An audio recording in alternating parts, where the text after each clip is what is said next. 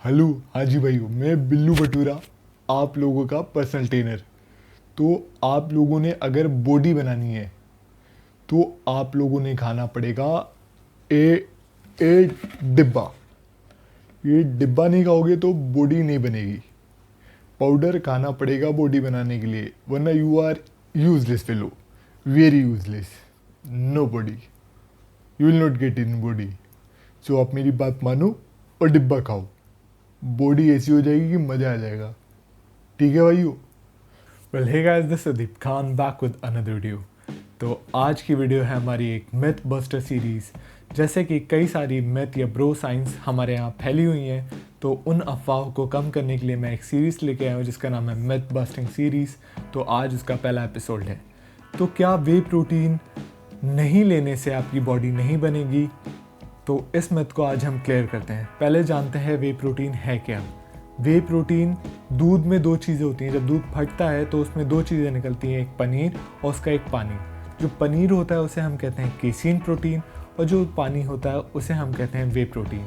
लेकिन इसमें दिक्कत क्या है कि गाय या भैंस के दूध में 98% ऑफ केसीन प्रोटीन होता है और 2% वे प्रोटीन होता है। इसलिए वे प्रोटीन बहुत ज़्यादा महंगा होता है। तो सबसे पहले बात करते हैं प्रोटीन क्या है। प्रोटीन 20 अमीनो एसिड की चेन है जिसको हम कहते हैं primary source of protein. Primary source of protein में क्या क्या आता है? एनिमल प्रोडक्ट्स, जितने भी एनिमल प्रोडक्ट हैं जैसे दूध हो गया, मीट हो गया, प्राइमरी सोर्स ऑफ प्रोटीन कहते हैं। और सेकेंडरी सोर्स ऑफ प्रोटीन होते हैं वो जो होते हैं प्लांट बेस्ड प्रोटीन। तो इसमें अगर 20 से कम अमीनो एसिड्स हैं और वो चेन 20 से कम है तो उसे कहते हैं हम सेकेंडरी सोर्स ऑफ प्रोटीन। उसमें आपको कुछ एसेंशियल अमीनो एसिड्स होते हैं वो मिसिंग होते हैं, इसलिए सेकेंडरी प्रोटीन को आपको कंबाइन करके खाना पड़ता है। तो जैसे हम प्रोटीन को नापते कैसे हैं, तो हम प्रोटीन को नापते हैं बायोलॉजिकल वैल्यू से, कि मतलब कौन सा प्रोटीन कितना अच्छा है, तो उसे हम नापते हैं बायोलॉजिकल वैल्यू से। तो ये वैल्यू नापी जाती है 100 से, और 100 से 70, 100 में 70 से जो कम होता है उसको हम कहते हैं सेकेंडरी क्लास ऑफ प्रोटीन। तो जैसे प्राइमरी सोर्स ऑफ प्रोटीन में क्या क्या आते हैं, जो 100 में से 105 होल्ड करता है वो होता है वे प्रोटीन। तो वे प्रोटीन सबसे ज़्यादा आपका बायोलॉजिकल वैल्यू होल्ड करता है और ये सबसे फास्ट एब्जॉर्बिंग प्रोटीन होता है। लेकिन अगर आपके पास पैसे नहीं हैं और अगर आप वे प्रोटीन परचेस नहीं कर सकते तो क्या आपकी बॉडी नहीं बनेगी? नहीं, ये गलत है, क्योंकि आपके पास बहुत सारे ऑप्शंस हैं। वे प्रोटीन के बाद सबसे ज़्यादा बायोलॉजिकल वैल्यू होती है आपकी अंडों में, पूरे अंडे जर्दी के साथ। उसके बाद होती है आपकी दूध और दही में, उसके बाद होती है आपकी चीज़ और पनीर में। फिर सबसे लास्ट में आती है हमारी 75 to 70 का जो हमारा बायोलॉजिकल वैल्यू होल्ड करती है वो होती है एग वाइट्स। हम अंडों की बहुत अच्छी खासी बायोलॉजिकल वैल्यू, कई सारे अमीनो एसिड वेस्ट कर देते हैं अंडे की जर्दी फेंक के। तो वे प्रोटीन की हमें ज़रूरत कब पड़ती है? वे प्रोटीन की ज़रूरत पड़ती है हमें वर्कआउट के बाद।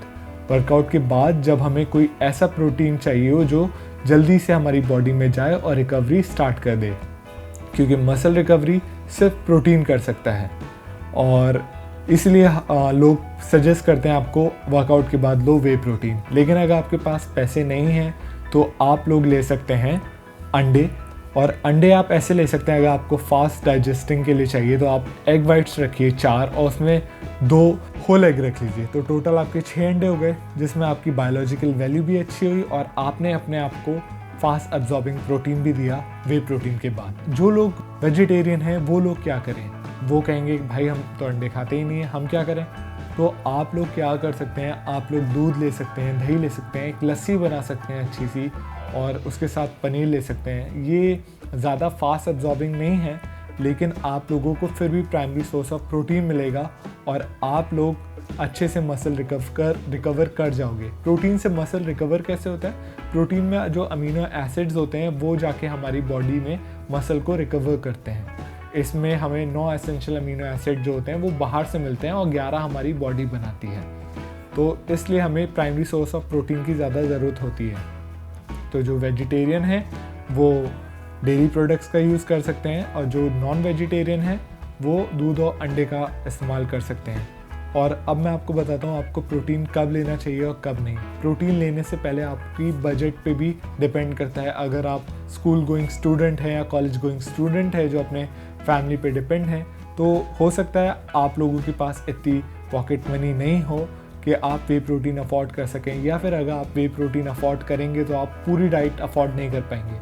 तो इसमें आपको मैं एक एग्जांपल देता हूँ। अगर आपके पास 3,000 रुपये मंथली आपको मिल रहा है और आप उस 3,000 का एक वे प्रोटीन लेते हैं, तो वो बहुत बड़ी बेवकूफ़ी होगी। वो क्यों बेवकूफ़ी होगी? वो बेवकूफ़ी इसलिए होगी क्योंकि आप लोग अपना 3,000 रुपये 30 सर्विंग के दे रहे हैं, जिस सर्विंग में 25 से 30 ग्राम प्रोटीन मिलेगा।